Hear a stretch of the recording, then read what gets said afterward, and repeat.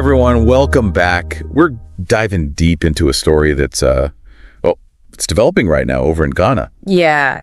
We're talking about the pretty devastating effects of illegal mining. Mm-hmm. And over there they call it Galamsey. Galamsey, right. We're going to look at how it's impacting the environment. Right, yeah. Also how the Catholic Church is, they're really stepping up to try and address this whole thing. We've got some excerpts here, some articles and reports that really show just how bad the problem is.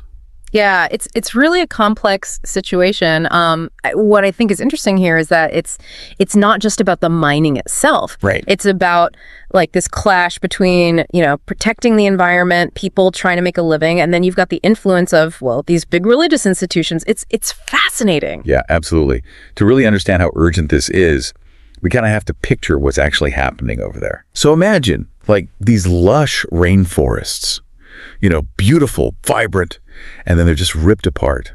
And in their place, gaping craters. It's hard to imagine. It is. And then the rivers.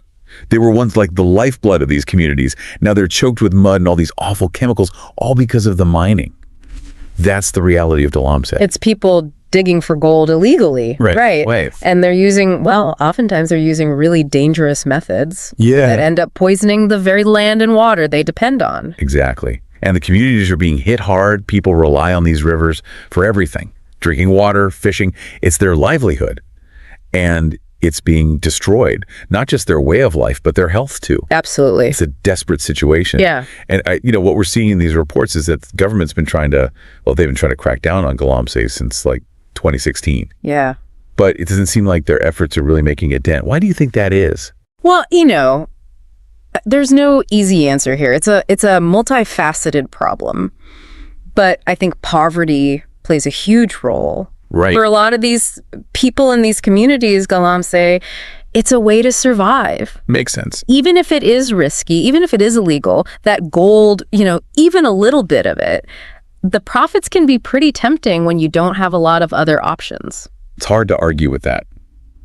So it's not just as easy as telling people to stop. No. They need other ways to make a living, right? Absolutely. They need alternatives. And that's where I think the Catholic Church's response is, it's really interesting. What really struck me was the account of the Catholic Bishops' Conference in Ghana. Right. Actually going to the Jimi River. They wanted to see the impact of Galamsey firsthand. Yeah, they weren't just reading reports. They wanted to see it for themselves. Exactly. And it seems like they were really profoundly affected by what they saw. I mean, the polluted river, the land, it was just ravaged. And these communities just struggling to survive amidst all this destruction. It's powerful stuff. Yeah. And I think this experience really fueled their determination to do something about it, to take a stand. And they're not just talking, are they? They're taking action. Yeah. And what's surprising, I think, is how many people within the church itself are actually involved in Galamsey. It's kind of a twist, isn't it? It is. The report we have here, it mentions that 214 out of 425 Catholic outstations are linked to this illegal mining. Wow. And over 60 of them are directly involved in just the Obuasi region alone. That's a huge number. It is. It puts the church in a really, really tricky spot. It does. But their response has been, it's been pretty bold. They're refusing to accept any donations that are, in any way linked to Galamsey. Yeah.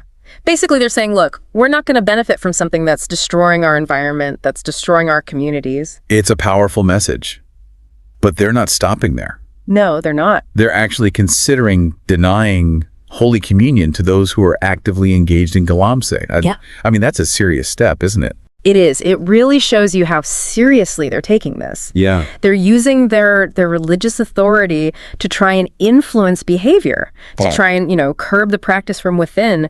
But they also recognize that just punishing people, it's not enough. No, of course not. So they're calling for broader action too. Exactly. One of the bishops, he actually urged residents to start viewing the environment as a gift from God, something that needs to be protected.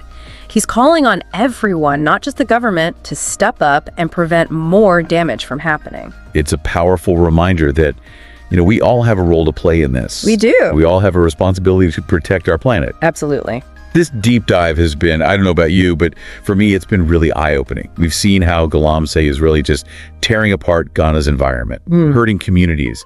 And we've also seen the Catholic Church step up in a big way. taking a stand, even when it's against some of their own members. It really does make you think, could this be a model for other religious institutions around the world? Could they use their influence in the same way, to tackle environmental problems? It's something to think about. It definitely is. Yeah. Thanks for joining us on this deep dive. I hope you found it as interesting as we did. I hope so. See you next time. See ya. Bye. Bye.